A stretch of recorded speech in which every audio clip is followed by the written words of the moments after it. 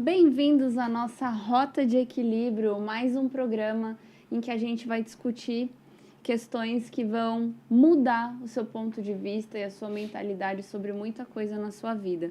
Hoje a gente está com a Poliana Martins. Para quem não sabe, vai saber agora uma história incrível, é a mãe do Gui, nosso querido Gui, você vai entender essa história. Mas eu queria começar primeiro agradecendo você ter aceitado o nosso convite para contar um pouquinho de toda a sua trajetória. E eu queria começar perguntando quem é a Poliana e contando um pouco da questão da sua carreira. Como foi, né, a partir de tudo que aconteceu aí, a Poliana, polícia técnico-científica, deixar essa carreira de lado em prol de um movimento muito maior e mais importante. Seja bem-vinda, querida. Obrigada pelo convite. Conta um pouquinho de você, que inclusive a gente fala tanto do Gui, a gente se preocupa tanto com o Gui, que inclusive eu sei pouco. Quem é a Poliana? E acaba que eu também estou nessa busca. A gente acaba se doando tanto e eu estou nesse caminho de retorno também, buscando me cuidar mais, olhando para mim. Buscando quem é a Poliana, estou estudando bastante, estou olhando para mim um pouquinho agora. Você perguntou do meu emprego, né? Eu sou concursada, sou formada em Direito. Aí, no final da minha faculdade, eu prestei um concurso para a Polícia Técnica Científica, passei e trabalho com autópsia, né? E estava desde 2014, e agora já tem 2 anos que eu estou afastada, buscando a melhora do Gui. Sensacional. Vocês vão conhecer uma história que vai mudar completamente. Pode começar, Com mãe. certeza. Vai mudar tudo. Poliana, conta um pouquinho pra gente, né? Como foi essa trajetória? Quando tudo começou, né? Essa questão do diagnóstico, da questão do Gui. Como essa história iniciou para vocês? Quem é o Gui? Vocês Também. vão saber agora.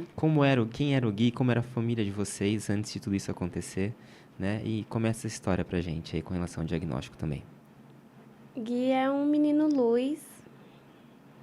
Ele, até os 5 anos, foi uma criança muito amada. Ele é uma criança muito amada, mas até os 5 anos ele era meu filho único até então. E eu vivia para ele, assim, eu estudava educação infantil, minha vida era voltada para ser a melhor mãe possível para o Gui.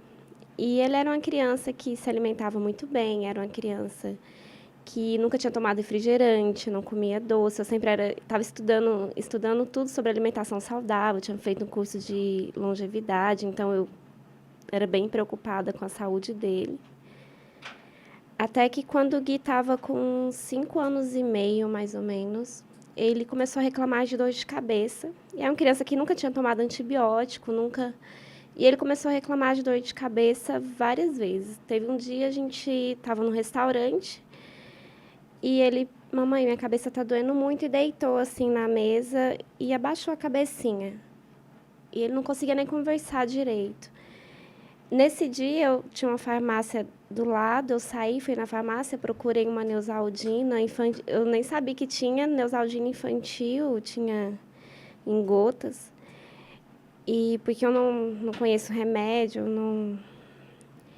Aí eu comprei essa Neosaldina para o Gui. A hora que ele tomou, a cabecinha dele melhorou um pouquinho.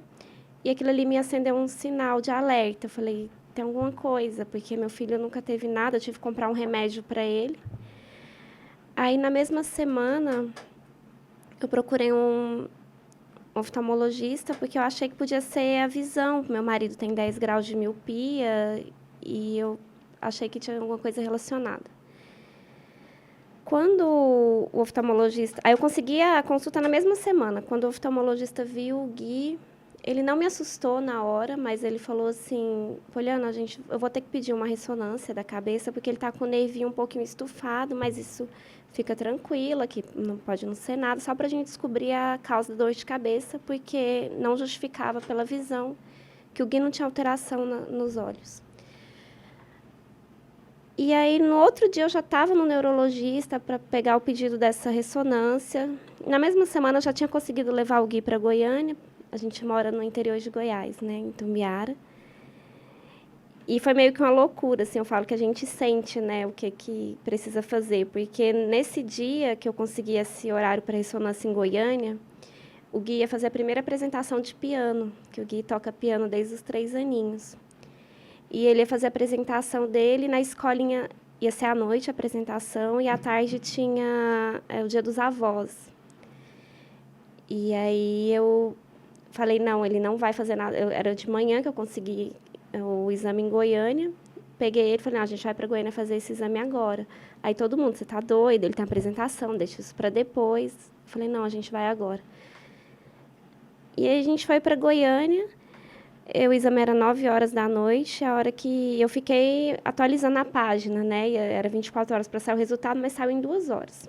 Nossa. E ele fez a ressonância sem anestesia, sem nada. Foi assim, eu acho que tinha um monte de anjinho ali acalmando ele, que ele deitou, ele me passando força, tranquilo, deitou. E o médico falou, olha, a gente está sem anestesista, tem que ver se ele vai aceitar fazer o exame. Eu falei, não, vamos tentar. Ele deitou, dormiu, ficou quietinho. E aí, quando foi quase meia-noite, saiu o resultado do exame e deu várias neoplasias, né, na cabecinha. Eu li o laudo e até hoje eu não li esse laudo inteiro, eu não consegui. Eu só mandei para o meu tio, que já mandou para... A gente tem um primo que é neurologista lá em Goiânia, já falou, olha, ela precisa ir para o hospital da criança agora. O caso dele já estava muito avançado e ele podia ter alguma intercorrência a qualquer momento, porque ele tinha dado uma hidrocefalia nele, e a dor de cabeça era por causa da hidrocefalia. O tumor dele iniciou no tronco encefálico, então não deixava o líquor passar, e aí foi o que causou as dores de cabeça dele. Eu falei, não, eu vou colocar ele no avião, a gente vai comprar uma passagem, eu vou vir com ele para São Paulo. Aí meu primo falou, não, você não faz isso, não coloca ele no avião, porque ele não vai aguentar. Então, o caso dele já estava bem avançado. Eu imagino o susto, né? Da noite pro dia, tava tudo certo, aí faz um exame, e aí você escuta, não põe ele no avião que ele não vai aguentar. Né? Já começa de uma forma que já assusta, né? Você ouvir um negócio desse, de uma pessoa que, em teoria, teria certa cautela para te falar alguma coisa, né? Foi bem difícil. A gente foi com ele para o hospital, ele começou a tomar corticoide. Só que, assim, o Gui, ele sempre surpreende. O neurocirurgião, que era o referência lá desse hospital, ele estava viajando, ele ia chegar só no dia depois. Então, o Gui ficou no hospital, estava aguardando esse neurocirurgião chegar para já fazer uma cirurgia de emergência. E quando o neurocirurgião chegou, o Gui estava correndo no hospital. Ele tinha um quarto e tinha um corredor, e eu estava brincando de pega-pega com ele. Porque até então eu estava tentando... Eu também não estava entendendo o que estava acontecendo, então eu tentei poupar ele de todas as formas possíveis, né? Filho, a gente vai só tomar um remedinho, filho. E aí eu estava brincando com ele, correndo e o médico chegou e falou, ele que é o paciente, achei que ele estava muito pior. Ele falou, não, então vamos respirar aqui, vamos ver como que melhor forma, não preciso já... Ele já estava até de jejum para a cirurgia. Nossa. E graças a Deus ele não fez essa cirurgia, porque esse médico me chamou, olhou os exames dele e me chamou para contar, falar o diagnóstico, ali, né? o que estava acontecendo, que até então eu também não... Eu estava meio perdida. E eu não lembro direito dessa conversa, né? A gente fica meio aérea, mas eu lembro de perguntar para ele o que eu posso esperar, o que pode ser feito por ele. Ele falou, olha, há tratamento, a gente tem cirurgia, tem quimioterapia, só que o prognóstico dele é o pior possível. Eu falaria de prolongar a vida dele com tratamento, mas não de cura, do caso dele, que já está bem avançado. E eu não sei se eu não entendi direito, né? Mas eu achava que era um tumor só. Aí, posteriormente, eu fui descobrir que ele estava com vários tumores pela cabeça. Um entre os olhos também, que ele podia ficar cego. E aí, quando o médico saiu, eu entrei no quarto, o Gui estava com um sorriso lindo, olhou para mim, mamãe, eu vou ficar bem? Tá tudo bem? Eu não consegui responder ele, eu saí do quarto. E eu fui atrás desse médico, eu lembro que ele estava na mesa olhando os exames, eu ajoelhei assim na frente dele e falei assim, se fosse o seu filho, o que você faria? Você operaria aqui, você procuraria outro tratamento, outro médico, ou tem outro hospital melhor, tem mais o que ser feito? Ah, se fosse o meu filho, eu operaria aqui. O que você faria em outro lugar, eu faço aqui. Só que eu não senti... Confiança ali, né? Verdade. Ali eu senti muita frieza, não sei explicar. E aí tinha uma janela do quarto, do lado do quarto do Gui tinha uma janela bem grande. E eu fui para essa janela, ali eu respirei e eu falei, se meu filho tiver 1% de chance, eu vou atrás desse 1%. Eu vou pegar os exames dele, vou bater na porta de todos os médicos e a gente vai conseguir fazer o melhor por ele. E aí foi quando a gente ficou sabendo de um médico aqui em São Paulo, o Dr. Sérgio Cavaleiro. No outro dia a gente já estava aqui, o Gui já tinha tomado corticoide, então já tinha melhorado a questão da hidrocefalia, não estava mais tão perigoso de viajar com ele. E quando a gente chegou, já foi direto para o consultório do médico, ele abriu os exames do Gui, era tipo assim, aí tinha uma luz, ele colocou os exames do Gui, e eu lembro que eu estava assim, na cadeira, né, olhando. E ele começou a me falar, tem um tumor aqui, uma aqui. Ele foi me mostrando onde estava. E até então eu achava que era uma. Eu fui afundando assim na cadeira. Tá, e agora? O que a gente vai fazer? Ele, olha, é um caso complicado, mas eu já vi... Mas eu vou fazer o melhor que eu posso e o que eu não souber, eu vou aprender com ele. E eu perguntei, quando vai operar? Ele está de jejum? Porque se tiver, já ia operar naquela hora. Mas como o Gui não estava, a gente já foi direto para o hospital. No outro dia, o Gui operou. E aí a gente começou a nossa primeira grande batalha, né? Pela vidinha dele. E o Gui, assim, surpreendentemente, ele fez 2 ciclos de quimioterapia que ele não respondeu. A quimioterapia não fez nenhum efeito. E aí a gente... E agora... Teste cardíaco, né? O Gui gosta, né, de fazer isso com a gente. Já adianto logo. Ele gosta de testar o coração da gente. E assim, o tratamento do Gui foi tudo... Tinha um tratamento X dele, a meduloblastoma, grau 4. E tinha um tratamento X. Qual que é o máximo que podia ir de medicação para a idade e peso dele? Pode chegar até 3x, foi o tanto que o Gui que fez com o Gui. E aí começou a quimio, o Gui não respondeu, falou, então vamos tentar uma cirurgia e vamos tentar diminuir o tamanho do tumor por cirurgia. E foi assim, foi até difícil os médicos se decidirem por isso, era um caso bem delicado onde estava o tumor. Sei que o Gui fez 3 cirurgias, fez 8 ciclos de quimioterapia, fez 32 radioterapias junto com a quimioterapia, porque ele ia para o hospital, tomava a quimio na veia, depois ia fazer a rádio para intensificar a rádio.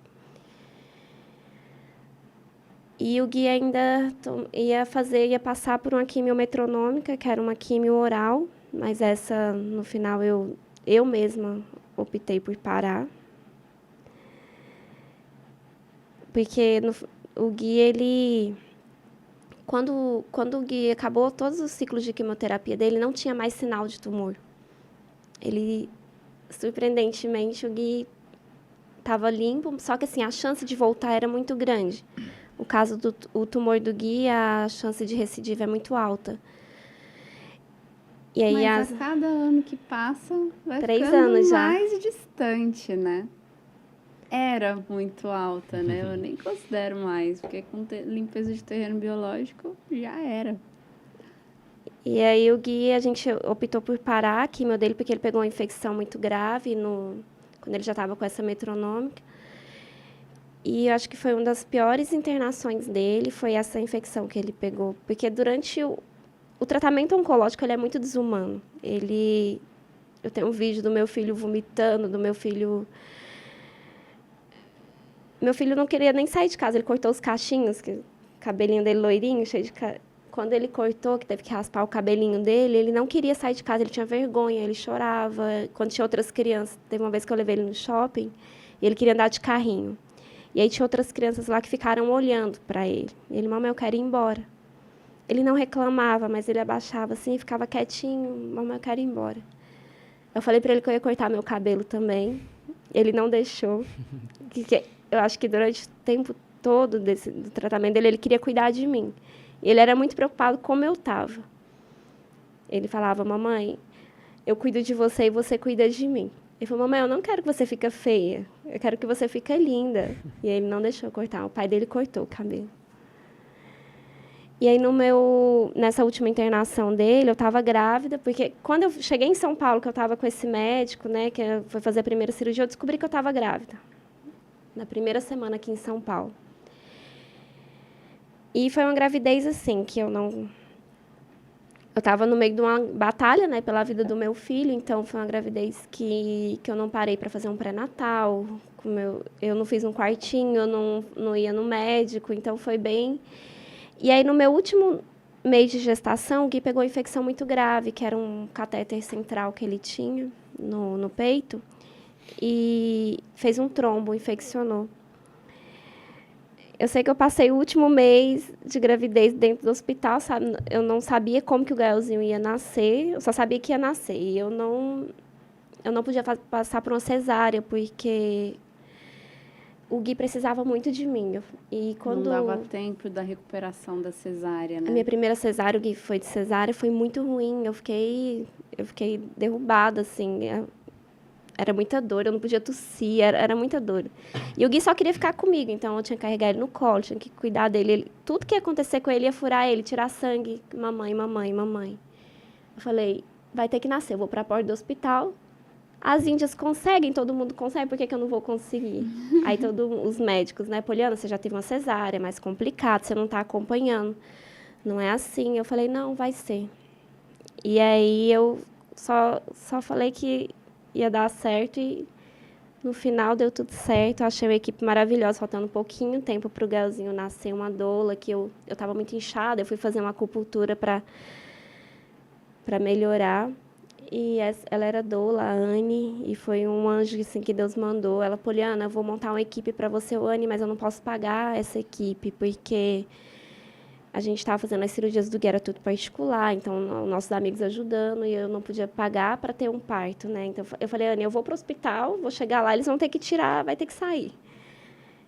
Não, Poliana, peraí. Aí ela achou uma parteira, achou uma médica maravilhosa, que assim, deu tudo certo.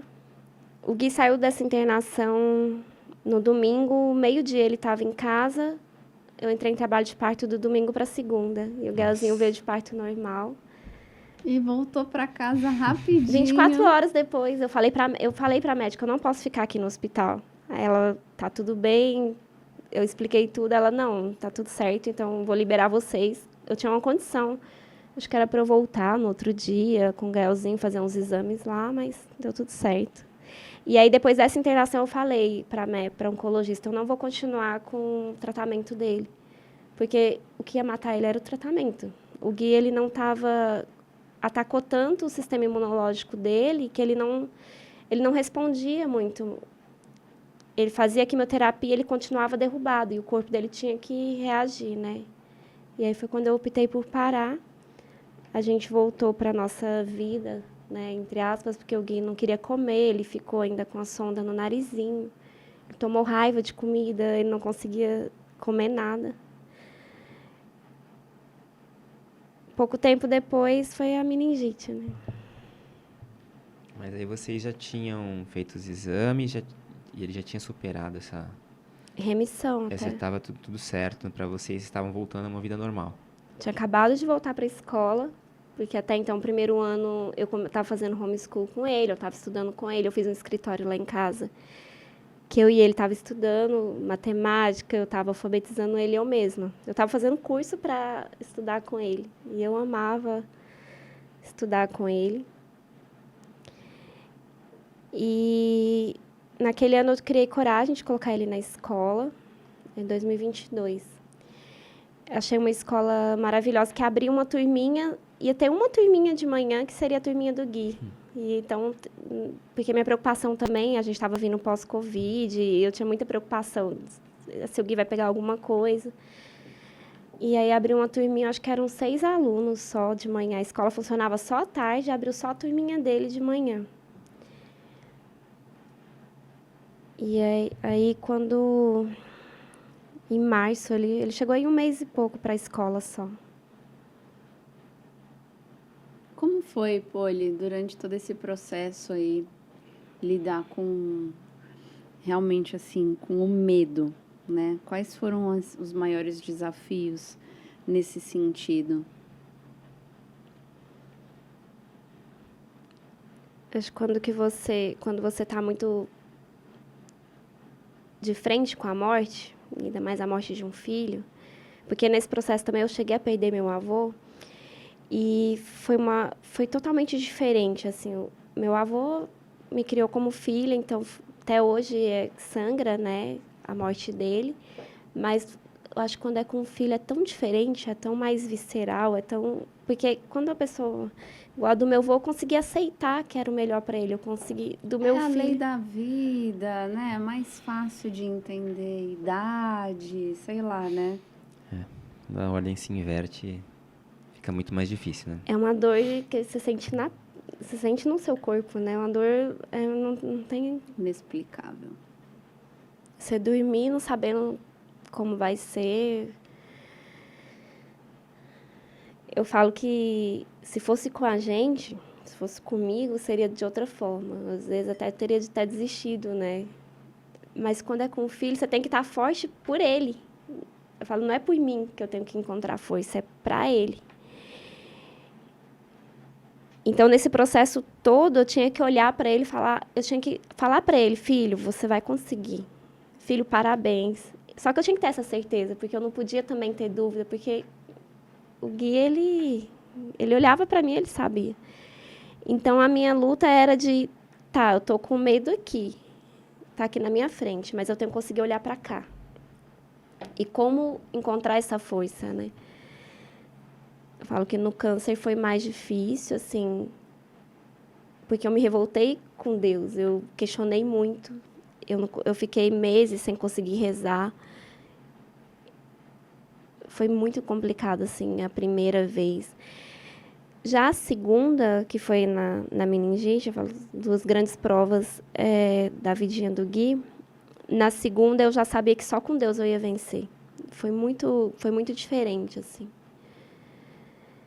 A primeira eu tive que fazer as pazes com Deus e buscar. Uau. E na segunda vez não, porque quando o Gui... Aí o Gui estava na escola, né? Me ligaram que o Gui estava com dorzinha de cabeça, foi no dia do aniversário do irmãozinho dele, de 2 anos. Foi muito rápido, 36 horas depois, o Gui já estava entubado no hospital, foi muito rápido. E aí a gente teve a meningite, o Gui ficou muito mal, deu sepse. E eu tentei, desde o primeiro momento, trazer ele para São Paulo, porque na minha cidade não tem UTI pediátrica. Estabilizar o Gui lá foi bem difícil, não tinha médico intensivista pediátrico. Tiveram que colocar o Gui na UTI adulta. Desde o primeiro momento, eu já entrei em contato com os médicos aqui de São Paulo para conseguir a vaga. Eu queria trazer o Gui para São Paulo, sabia que se ele tivesse chance, seria aqui. E a gente conseguiu uma UTI aérea para levar... Isso foi na sexta, na hora do almoço, mais ou menos, que o Gui foi para o hospital. Sexta à noite tinha uma UTI aérea já para trazer o Gui para São Paulo. O médico chegou lá e falou, olha, eu não vou levar ele, porque ele não vai resistir. Ele estava muito instável, qualquer mexida nele já destabilizava, o médico recusou e foram embora.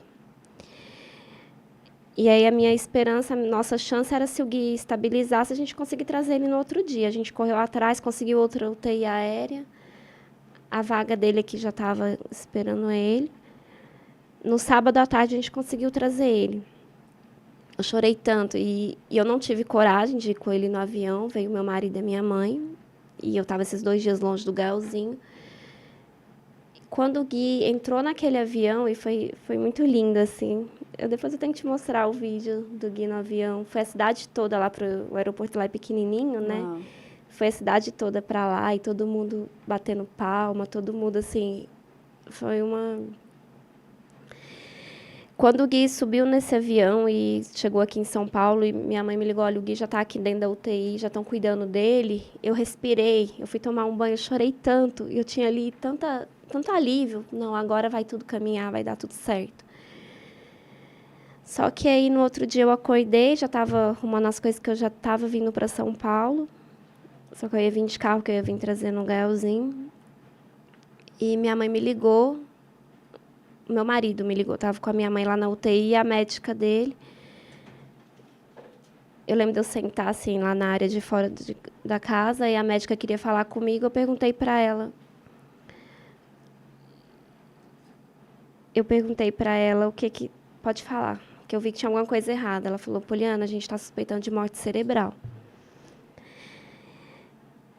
Aí eu falei para ela, Milena, eu estou chegando aí em São Paulo, eu não autorizo desligar nenhum aparelho, o Gui vai me esperar, então você segura ele aí. E eu já desliguei o telefone, vim com a roupa, eu ia fazer a mala, nem fiz, eu já entrei dentro do carro, a gente já veio para cá. No caminho de Tumbiara para São Paulo, a gente parou num posto de gasolina, e eu fui para o banheiro, que eu estava muito assim, agitada. Eu tinha acabado de receber um vídeo do Gui chamando o Espírito Santo. Ele cantou uma música. Ele cantou uma música 4 dias antes de entrar em coma, chamando o Espírito Santo. E eu não sabia daquele vídeo, eu não sabia que ele tinha gravado aquilo ali. E no carro, o professor de música dele me mandou. Aí eu pedi para parar para ir no banheiro. E fui no banheiro do posto. Ali eu só rezei, eu fechei o olho. E eu tentei me conectar com ele. E ali eu senti que ele estava vivo. Eu tive certeza, eu nem sei explicar como. Só que ele não sabe. Eu senti assim que o Gui estava escolhendo ainda. Aí eu liguei para o meu marido. Eu mandei um áudio, na hora ele não tinha me atendido. Eu tenho esse áudio, eu falo que eu ainda vou dar testemunho desse áudio. E eu mandei um áudio para ele. Falei, Gui, eu quero que você tampe os ouvidos. Não importa o que os médicos vão te falar. A gente vai acreditar no nosso filho. A gente sabe a força que ele tem, a gente sabe tudo que ele já venceu, mesmo quando falaram que ele não ia conseguir.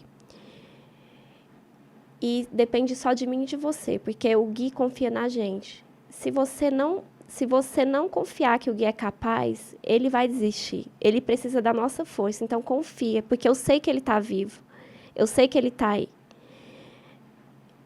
E eu fui com ele para São Paulo, e desde então eu e meu marido, a gente começou o tempo todo. A gente literalmente tampava os ouvidos, que eu ia para trás da cama, quando entrava algum médico, alguma coisa, eu tampava, eu fiquei com a minha Bíblia atrás da cama do Gui, e eu tampava, ficava assim, ó, e começava a rezar e falar um monte de coisa assim na minha cabeça, para eu não escutar o que eles estavam falando.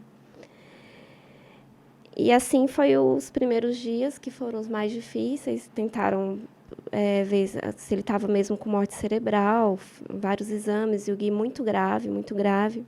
O rim dele parou, o Gui não fazia xixi. Teve uma noite que estava eu, minha mãe e meu marido na cama dele, eu sentei no pé dele, aí só tinha um sofá, meu marido deitou e minha mãe sentou. Minha mãe deitou no chão, olhando aquele saquinho que ficava, o saquinho que fica a urina, né, que fica saindo. Minha mãe ficava lá vendo a gotinha por gotinha que caía. E aí, nessa noite, o Gui, como ele estava muito inchado, o rim dele não estava filtrando, ele começou a desaturar, ele estava meio que afogando. Então, toda hora a fisio entrava, era de 5 em 5 minutos. Eu corri atrás das médicas, umas 3 horas da manhã, falei, o que vocês vão fazer? O que vai fazer? Poliana, não tem o que ser feito. A gente está fazendo tudo que a gente pode. Vamos colocar ele na Prisma, fazer alguma coisa. Ele não se enquadra. O caso dele, a gente não pode colocar ele na Prisma. Ele estava tão grave que eles só estavam esperando o Gui ir embora. E essa madrugada eu estava lá no pezinho da cama dele. Chegou um médico lá, o nefrologista, Dr. João, até hoje está com a gente. Mas na hora ele falou que não ia ligar o Gui na Prisma porque ele já estava em sofrimento neurológico, que não ia adiantar nada. Realmente a equipe tinha jogado a toalha ali, né? Eu tampei os ouvidos mesmo, eu ficava, não, então... Aí quando ele começou a falar que não tinha que ser feito, eu falei com meu marido, ele falou, acho que a primeira vez que ele entrou no quarto, ele ainda fala que ele nem me viu, Porque só tava meu marido lá no sofá e eu atrás da cama, que eu só ficava ajoelhada lá. Eu fiquei atrás da cama, perto da cabecinha dele o tempo todo. E eu sabia que o Gui estava ali, eu sabia que ele não... Eu tinha tanta certeza que eu não escutava o que os médicos estavam falando, porque era lá em cima, não era aqui embaixo. Uau. E eu só pedia para eles, faz o que vocês podem fazer, o melhor que vocês podem fazer, e entregava, eu não ficava na luta, qual remédio está dando, o que está fazendo, eu entreguei, assim. Aí, nessa noite, né, que o doutor falou que não ia fazer nada, as médicas falaram que não tinha o que ser feito, eu peguei minha Bíblia. Na verdade, eu briguei com ele primeiro, eu falei para Deus, Deus, se você for levar meu filho, você vai me levar junto também, aí você vai enterrar ele e eu. E meu marido, que eu achei que estava dormindo na hora, ele levantou e me deu um tapa assim na minha perna. Para de falar besteira. Na hora. Ele estava acordado. E ele já falou isso e voltou a dormir. E aí eu comecei a rezar, eu segurava os pezinhos dele, peguei e abri a Bíblia. E foi uma primeira, assim, grande conversa que Deus teve comigo, porque eu abri uma página aleatória e veio na menininha que Jesus curou. Uau. Aí, na hora que eu acabei de ler, eu olhei assim para a janela, estava clareando. E o Gui começou a melhorar. Estava vindo o sol e o Gui começou a melhorar. Ele foi melhorando e os médicos tiveram que colocar ele na Prisma, porque ele estava lutando. O Gui foi para a Prisma, o Gui foi melhorando. E aí, um monte de luta, né? Desde então. Lutas e vitórias em cada uma delas, né? Cada uma que passa é mais uma que a gente levanta o caneco. É isso aí. E, Poliana, como é que foi, assim, como é que tem sido, na verdade, também, esse seu equilíbrio entre cuidar do Gui e cuidar do Gael? Porque o Gael é uma criança super ativa, né? A gente conhece, uma criança, né, incrível. E, ao mesmo tempo, você tem que continuar fazendo todo o cuidado, toda a atenção, todo o tratamento do Gui, né? Então, como é que você consegue lidar com isso diariamente? Até porque rola um desequilíbrio aí, né? Nessa atenção, né? Eu falo que é o eterno equilíbrio dos pratos, né? Você segura aqui, cai aqui e você fica nessa o tempo inteiro. O Gaelzinho, eu falo que é um menino luz, né? Ele é um sol na nossa vida. Nem sei como é que seria isso tudo sem ele. É que Deus dá essas realmente bases de sustentação para manter a gente de pé, né? Eu também não sei o que seria. Muitas vezes eu só segurei a onda porque eu falei, tá, eu tenho uma ameaça aqui, mas eu tenho outro serzinho aqui, dependendo, né? Dá esse alicerce. O tempo todo porque é uma responsabilidade, né? E se não for a gente para estar ali, você sabe que ninguém faz igual. Eu tenho a minha mãe, eu tenho o pai dele, que é um paizão e está ali do lado o tempo todo. Mas não é a mesma coisa. Então, o Gaelzinho, quando o Gaelzinho nasceu, foi uma época bem difícil, né? Estourou a pandemia, o Gui fazendo químio. E eu queria muito amamentar. E todo mundo me falava, inclusive a minha mãe tentou comprar leite. Todo mundo, Poliana, seu leite vai secar, você não vai conseguir. Eu só tampava os ouvidos também. Eu olhava para o Gaelzinho e falava, se o que eu posso fazer por ele aqui agora é amamentar ele, eu vou fazer, porque era o momento que eu tinha ali com ele. E teve vários momentos que eu achei que eu realmente podia perder meu leite e tudo, só que eu lutei muito para amamentar ele. Eu amava amamentar o Gaelzinho.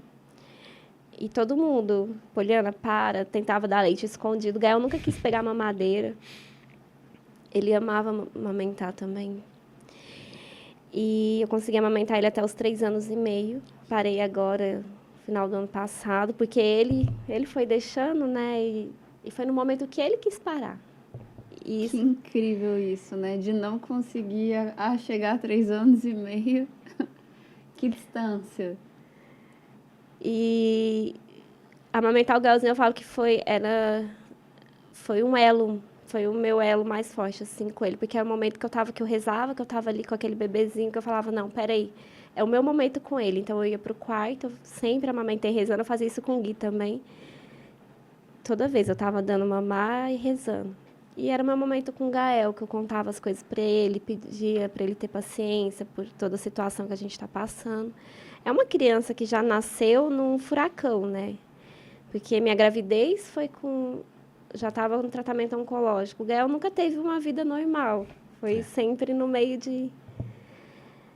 E, apesar de tudo isso, o Gaelzinho é uma das crianças mais amadas, assim, à nossa volta que a gente vê. Porque a maioria dos pais tem que trabalhar, tem que... Não pode estar ali o tempo todo. O Gaelzinho foi grudado com a gente o tempo todo. Eu não deixei o Gaelzinho de lado para nada. Para falar assim, não, a gente agora vai para São Paulo, a gente vai fazer isso, o Gaelzinho vai ficar. Não, eu não... Sempre foi juntinho ali com a gente. Então, eu sempre tentava. Durante o dia, fico com o Gui ficou quase 10 meses, né, no hospital. Então, durante o dia, ficava com o Gui. Chegava à noite, vou cuidar do Gael. E tomar banho meia-noite. Mas é meu momentinho com ele. Então, até hoje, fim de semana. Ontem o Gaelzinho tava... Te falei, né? O Gaelzinho tava mais tristinho. Filho, hoje você quer ir no cinema com a mamãe? Vamos ali. Então, é um momento meu e dele. Aí você me perguntou o que é que eu faço. Eu tento ter meu momento com ele, que ele é de filho único. E eu também procuro deixar ele participar de muita coisa. Tô dando banho no irmão dele, ele quer estar junto, ele quer, porque aí todo mundo ao redor, não, deixa seu irmão quieto, não faz isso, vai atrapalhar. Não, deixa ele tem que participar, ele tem que ter essa liberdade, que é o irmão Ele tem que estar dele. incluído ali, né? Todo mundo, 100% ao redor, quer afastar, quer... Não, vai machucar, vai isso, vai aquilo, vai atrapalhar, vai ficar mais difícil. Não, ele vai ficar, ele vai ajudar, ele vai... É todo dia uma luta ali. Sim. De tudo isso, Poli, que você tem vivido, na verdade a gente sabe toda a evolução que acontece interna, né? Pra gente realmente dar conta. Conta pra gente, qual foi o grande presente, apesar desse caos? Porque a gente só recebe os maiores presentes quando realmente a casa tá pegando fogo. Então, quais foram os grandes presentes que você teve em meio a tudo isso?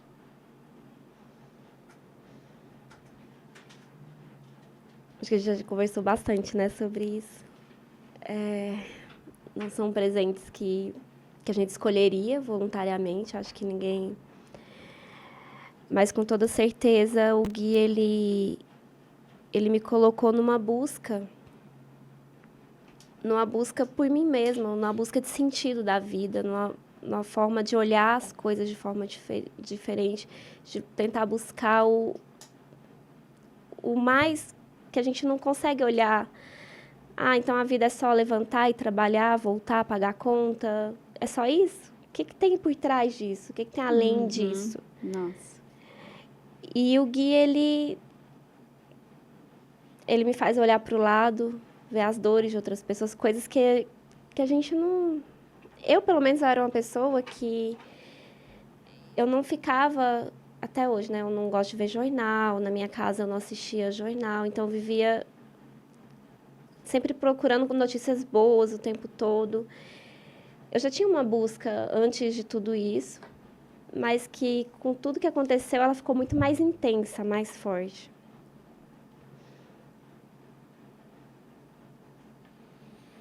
Eu acho que é isso, de ver a finitude de outra forma também. A gente sempre vive achando que a gente tem a vida inteira pela frente, só que a gente não sabe nem o dia de amanhã. É verdade. É muito importante a gente lembrar que só o hoje chama presente, né? E é isso que muda na cabeça da gente quando a gente passa por essa roda viva, né? Que é uma constante para nós também, né? Sempre com o nariz fora d'água, né? E uma semelhança muito grande que a gente tem, né? De estar lidando com a morte de um filho, que pode acontecer a qualquer momento, e que até então, porque o Matheus também cresceu até uma certa idade sem nada, né? O Gui também. Então, a gente sempre acha que tem uma vida inteira pela frente. E você nunca pensa que, caramba, essa pode ser a última vez que eu vou sentar e brincar com ele. E hoje, com o Gael, eu sou uma mãe muito melhor, no sentido de, peraí, ele está me chamando para brincar, eu vou sentar aqui e eu vou ser a melhor mãe agora, brincando com ele agora. Porque a verdade é que a gente só tem um agora. Eu posso atravessar a rua e ser atropelada. Pode acontecer tanta coisa que a gente nunca espera. A gente sempre vive achando que tem a vida inteira pela frente. Eu vou viajar quando... Vou juntar 5 anos, dinheiro 5 anos, para fazer aquela viagem dos meus sonhos. A gente sempre fica se preparando para o futuro. Hoje eu já sou muito mais imediatista. Claro que tudo tem uma responsabilidade, não é que você foda-se o amanhã, não é assim. Mas muita coisa, não, eu estou com vontade de fazer agora, eu quero usar essa xícara agora. Na minha casa eu sempre fazia isso. Às vezes você vai guardar uma coisa, quando vier alguém especial, vou usar isso aqui. Não, eu vou usar agora. O especial é hoje, né? É hoje, eu vou usar essa minha melhor roupa hoje, até com roupa. Quando eu quero vestir alguma roupa, o meu marido fala, né, você vai passar perfume, vou fazer isso para ir na padaria, eu vou passar meu melhor perfume para ir na padaria. E é isso, eu quero usar essa blusa, vou usar dentro de casa, vou usar para os meus filhos me verem. Não vou ficar guardando ela para algum evento especial que eu nem sei se vai chegar. Então, eu acho que hoje uma das grandes... Não é nem lição, mas uma maneira de ver diferente é isso. Lidar com a finitude muito próxima, assim, de forma bem real, porque é real. Só que a gente vive ignora, na ilusão. né? Exato. A gente ignora e deixa para amanhã, né? Nunca vai acontecer com a gente, amanhã é outro dia, ou amanhã sempre vai chegar. E é o que a Poliana falou, a gente vive numa ilusão, né? Porque a gente vive sempre no amanhã e ignora o presente, né? E, na verdade, o único controle que a gente tem, a única coisa que a gente pode fazer é o agora, é o presente, né? Então, realmente, é sobre isso mesmo, acho que é o mais importante. E agora, é um momento importante aqui do nosso podcast, que é um dos quadros que a gente tem, que é qual a sua rota de equilíbrio. E agora, eu queria saber da Poliana... de tudo isso que você viveu, né? Quais foram os aprendizados? O que te trouxe esse equilíbrio que você tem hoje, né? Então, o que você, assim, de toda essa experiência que você tem vivido, né? O que trouxe para você esse equilíbrio que você conseguiu atingir hoje? Ou quais foram os fatores, né? Eu não falo nem atingir, né? Eu acho que é uma busca constante. Orar e vigiar todos os dias, orar e vigiar o tempo inteiro. Eu preciso estar bem para cuidar. Acho que é uma coisa que eu tenho hoje muito forte, porque tem dia que a gente está um caco, que você recebe um diagnóstico, você recebe uma notícia, você olha para o seu filho sofrendo. Para mim, o mais difícil é quando eu vejo o Gui sofrendo. Quando eu vejo ele vomitando, que ele está passando mal, isso para mim é bem complicado ainda lidar e tá forte ali naquele momento. Então hoje eu percebo que eu tenho que estar bem, que meus filhos precisam de mim bem. Então talvez uma coisa que eu busque hoje para estar mais equilibrada seria esse autocuidado. Um momento para mim que me faz muito bem hoje é ler, estudar. Eu gosto muito de estudar, estou estudando filosofia, física quântica.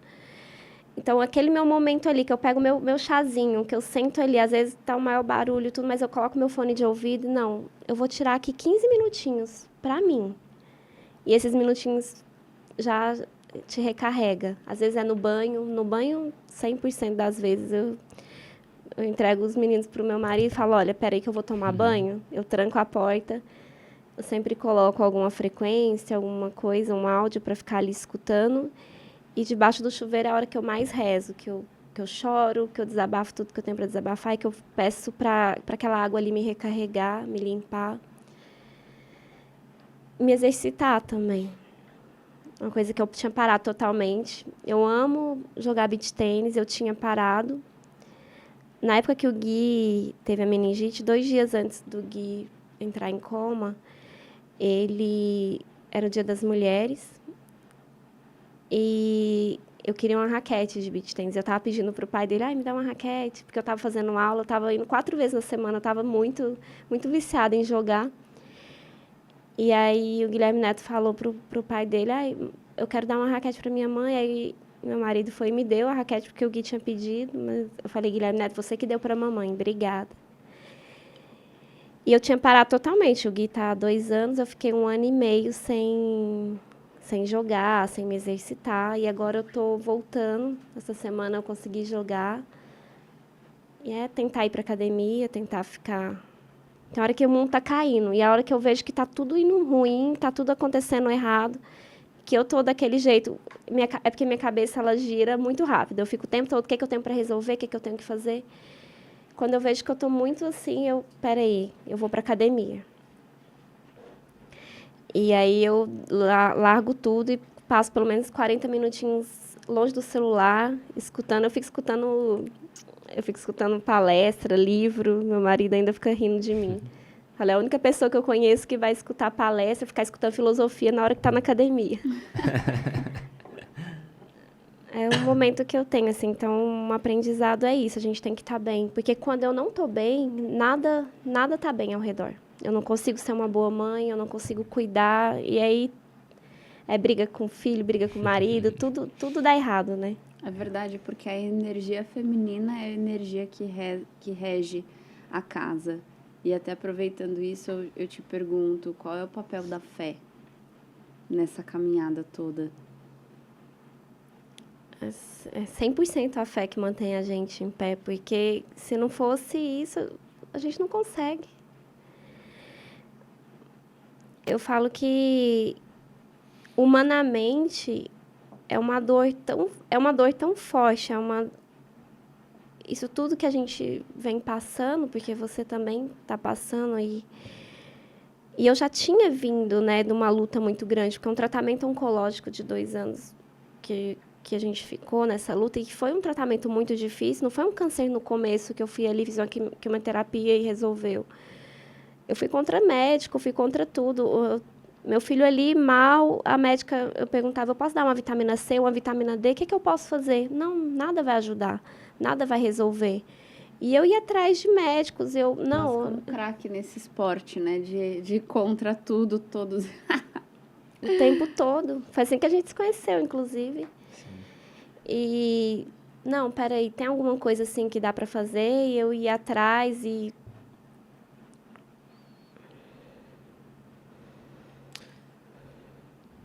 Poliana, assim,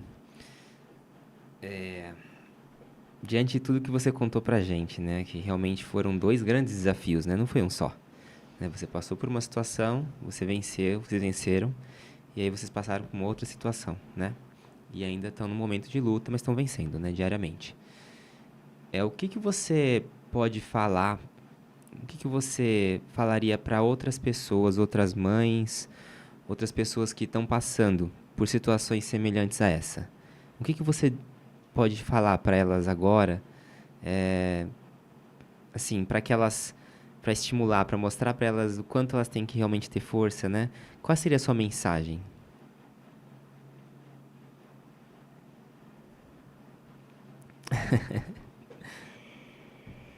O que mais a gente escuta nessa caminhada é que não é possível, é que você não vai conseguir. Às vezes a pessoa não te fala, mas ela tá ali com dó, porque muita gente olha pra gente com dó. Uhum. Olha pro nosso filho. Eu lembro a primeira vez que eu saí com o Gui, que eu tirei o Gui de casa, eu fui no Ibirapuera com ele. E era todo mundo olhando, assim, aquele sentimento de piedade, de todo mundo virava assim meio que... E eu trabalhei isso muito comigo, né? O que eu posso falar é o que eu falo para mim mesma todos os dias. Acredita no que você sabe. Peraí, a conexão que uma mãe tem com o filho, só ela tem. Ontem mesmo eu estava fazendo isso com o Gui. Ele estava com dor, eu colocava a mãozinha no peito dele e ficava só fechando o olho, imaginando uma luz ali na minha mão. E muitas vezes, se você perguntar para um médico, cada um vai falar uma coisa, cada um vai ter a impressão com base no que ele vivenciou. Se eu fosse acreditar, se eu fosse escutar, nossa, eu podia ficar aqui um dia inteiro falando de tudo que eu já escutei, de diagnóstico, do que vai acontecer, de prognóstico, E hoje uma grande lição que eu que eu tenho, até do livro de vocês, né? Diagnóstico não é destino. E não é. Porque eu escutei que meu filho não ia sobreviver. Eu escutei que meu filho não ia se mexer. Eu escutei que meu filho não ia sair da ventilação mecânica. E eu venho escutando muitas coisas que hoje eu vejo que não são verdades. Você ouviu que seu filho estava morto. Mas poderiam ter se tornado verdades se eu não tivesse tapado os ouvidos. Se eu não tivesse acreditado no que eu sinto. Então, assim, meu filho lutou, meu filho saiu da ventilação, meu filho hoje está se mexendo, meu filho... Ele não está do jeito que eu queria que ele tivesse agora. Que eu queria que ele estivesse aqui pulando, brincando. Mas meu filho, ele vem surpreendendo o tempo inteiro. Ele vem quebrando um monte de idealizações que fizeram, de projeções que colocaram em cima dele. Então, é a gente acreditar no que a gente sente. E sempre confiar nele, né? No que eles passam pra gente. Esse fim de semana, eu até anotei, está anotado na minha mesa, que eu fico estudando. Se você acha que você é capaz, se você acredita que você é capaz, ou se você acredita que você não é capaz, dos dois jeitos você está certa. Perfeito. Então, é no que a gente escolhe acreditar. Para essas mães, eu posso falar isso. Diagnóstico não é destino. Nenhum médico pode te falar o que vai acontecer. Ele pode falar o que ele já viu. Olha, eu não vi nenhum caso como o seu. Como ninguém viu nenhum caso como o Matheus. E hoje o Matheus está aí para provar que ele é o único até agora. Sim, mas porque não tinha nenhuma mãe ali que acreditou como você acreditou. Então, é isso. A gente tem que acreditar mais na gente. Médicos não são deuses. É uma profissão. E só. Né? Uma profissão muito importante, mas cada profissão tem a sua importância. E vamos para o nosso segundo quadro. Desbravando a sua rota aí de casa. Então, eu queria que você colocasse para a nossa audiência, para os nossos desbravadores, da sua vivência, de tudo que você aprendeu. O que você pode pensar de aprendizado, de mentalidade, ou de fé, ou de saúde, de qualquer vertente que seja interessante para alguém pegar para si, para colocar na rota dele de equilíbrio.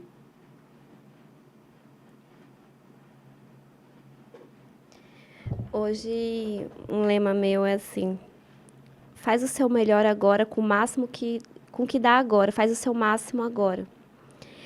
Então, muitas vezes, a gente olha para outras pessoas, até se compara, e a gente tenta fazer mais do que a gente pode ali naquele momento. E se a gente der o nosso melhor agora, com as ferramentas que a gente tem agora, isso já é tanto.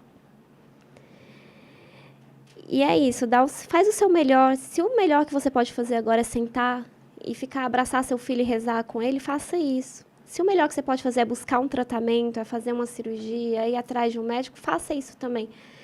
Hoje eu tenho esse trabalho interno, né? Eu pego, peraí, o que eu posso fazer agora? Porque minha cabeça, ela gira o tempo todo no que eu preciso fazer, no que eu tenho que resolver, qual médico eu tenho que procurar. Eu fico o tempo todo... Radar ligado, né? Minha cabeça, ela não para. Aí eu tenho esse trabalho comigo. Peraí, Poliana, o que eu posso fazer agora? Agora eu tenho que fazer meu café da manhã. Então, eu vou fazer o melhor café da manhã. Agora eu tenho que dar um banho no Gui. Então, agora eu vou dar o melhor banho. Como que é o banho que eu quero dar? Eu vou colocar uma música, ele gosta de piano, eu vou ligar. Eu coloco o chazinho relaxante. Eu tô ali rezando com ele. Eu não gosto nem que cheguem perto de mim quando eu estou dando banho nele. Eu fico ali rezando, é meu momento com ele. Então, se eu estou trocando os curativos dele, eu estou ali presente, eu estou ali com ele. Se eu estou brincando com o Gael, eu estou ali e estou fazendo o meu melhor. Então, acho que é isso, a gente fazer o nosso melhor agora. E tem dia que a gente não vai conseguir fazer tanto, mas agora, o que eu posso fazer? Eu acho que seria isso. Caramba. É isso mesmo. Sem palavras. Mais uma para fechar? A última pergunta. A gente está chegando ao final da nossa rota É um programa de muito aprendizado, é um programa que a gente sabia que ia mexer com a emoção, com a mentalidade de todo mundo, porque a gente encara essa dualidade de vida e morte e que, na verdade, acaba muito mais realçando a beleza da vida, né? Esse é o grande X da questão. Então, vamos lá. Qual é a última pergunta que a gente pode fazer para Poli para fechar esse momento? É até difícil, né? Fazer uma pergunta.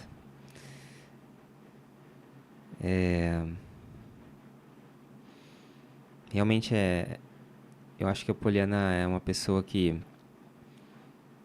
encara a vida de uma forma totalmente como as pessoas deveriam encarar, né? Porque tudo que você vem falando, né? E muitas das vezes até repetiu já algumas respostas, né? Porque na verdade é sobre presente, né? Eu aprendi muito isso hoje aqui, né? É sobre estar presente, é sobre fazer o melhor, né? É sobre acreditar, é sobre não estar aceitando, né? O que os outros às vezes estão impondo para você, né? E eu acho que o aprendizado que ficou muito para mim é que cada um traça a vida que quer ter, né? Cada um escolhe o destino que quer para si, né? E não são os outros, né? Não são 6 meses de vida, não são 3% de chance, né? Eu acho que são as escolhas que cada um faz, né? Então, eu não escolho uma pergunta, na verdade, eu escolho realçar tudo isso, né? Que você colocou. E eu acho que pra gente também é isso, né? A gente vive isso todos os dias, né? É uma doença rara, é uma dificuldade, não existe tratamento, são 100% de chance de mortalidade, né? E se a gente se apegasse a números, se a gente se apegasse a tudo isso, né? A gente também estaria vivendo o que os outros estão vivendo hoje, né? Que é uma vida muito difícil, uma vida de sofrimento, né? E você escolheu valorizar cada momento que você tem, né? Com a sua família, com os seus filhos. E eu não tenho dúvida que hoje você é uma pessoa muito mais feliz do que pessoas saudáveis, do que famílias que ninguém tá doente, né? Porque Eu vou você até escolheu, aproveitar o né? gancho aqui. Isso é muito importante que você está dizendo, porque infelizmente a maioria das pessoas elas precisam de momentos assim como nós tivemos, e eu digo o privilégio de viver, porque nós somos pessoas que temos o privilégio de enxergar a importância de cada dia e Deus em cada dia.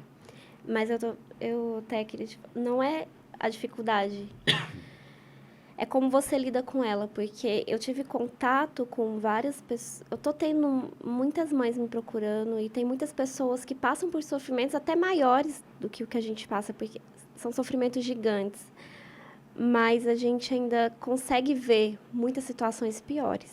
Eu tenho visto muita coisa e tem pessoas que não conseguem enxergar nada de bom na situação. Tem pessoas que vivem em sofrimento muito maior. Eu tive um caso de uma mãe que me procurou, que ela tem 2 gêmeas, e uma sobreviveu ao câncer.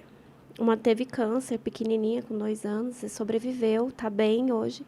E a mãe está em depressão. E ela falou, Poliana, eu não consigo sair do quarto, tem dia, eu estou muito mal. Só que a filha dela está bem, está curada. Não dá nem para entender por quê, né? Então, às vezes, o sofrimento, a gente acha que todo mundo que passa por um sofrimento vai sair dessa muito melhor. Às vezes, não. É uma coisa que eu tô trabalhando isso comigo, assim, a maneira que a gente lida. E não é sobre a cura, tá buscando. A gente está nessa busca, né? Mas não é só sobre isso. Porque pode acontecer da gente não conseguir. Pode acontecer do Gui não conseguir. Pode acontecer do Matheus não conseguir. Claro que não é o que a gente visualiza, mas pode acontecer. E aí vai acabar tudo, acaba a nossa vida, acaba o sentido de tudo. Então, não é só sobre a cura, é sobre o que a gente escolhe fazer com o que nos foi dado. Então, hoje eu consigo enxergar, você até falou de dualidade, né? A gente tem aqui e aqui. Hoje eu tento olhar para cá, porque se eu olhar para cá é insano. A nossa vida é insana. E isso a gente fala 1% do que a gente passa, porque acordar todo dia, você ter seu filho, é uma luta, é um desgaste físico, é um desgaste emocional. São todas as pessoas ali à nossa volta com pena, porque tem gente que tem pena, tem gente que tem dó. É um gasto financeiro gigante, é uma busca ali. A gente mesmo estava falando de um tratamento que a gente quer fazer e o tanto que é complicado. Uma banheira para uma criança normal é uns R$ 300. Uma banheira para uma criança com necessidade especial é R$ 1.500. Então, é tudo mais absurdo. Torna toda a luta mais complicada. Não é só o que a gente vive ali. E é o nosso... Ao redor, tudo também ele é mais complicado. Então, hoje eu tento olhar mais para tentar sair um pouco da dualidade, porque é como se a gente aqui fosse um sonho e a nossa vida não é aqui. É olhar além disso aqui. Então, vamos fazer o melhor que a gente pode, vamos ser felizes hoje. A gente não vai entender, nunca vou entender nessa vida por que meu filho tem que passar por tudo que ele está passando. É invasão, é corte. Essa semana mesmo, meu filho vai ter que fazer uma cirurgia muito grande. Não é fácil a gente ter que lidar com isso o tempo todo. Todo mundo fala, nossa, você é tão forte. É o que eu te falei, por mim eu não teria força para passar por isso tudo. Eu não teria força para aguentar isso tudo, dormir no hospital, ver meu filho sendo invadido, sendo cortado. Só que é além disso, é além do físico. É além desse corpo que a gente vê. Justamente, eu quero aproveitar e pedir para o pessoal colocar em legenda aí para gente, para ficar claro para todo mundo. O Gui está em campanha para a gente conseguir dar sequência numa série de tratamentos. Poli, passa para a gente, fala sobre essa campanha, fala o que está rolando, Pix, vaquinha, coloca para a gente conseguir colocar e a equipe vai colocar aqui para todo mundo contribuir. E faz esse vídeo chegar a mais pessoas para que essa história de vitória ela ecoe ainda mais longe, dê força para outras pessoas e que para que você possa contribuir também com a causa do Gui. A gente começou uma vaquinha para conseguir fazer os tratamentos do Gui. É uma jornada longa que a gente vem trilhando, né? E, como eu falei, é tudo muito caro.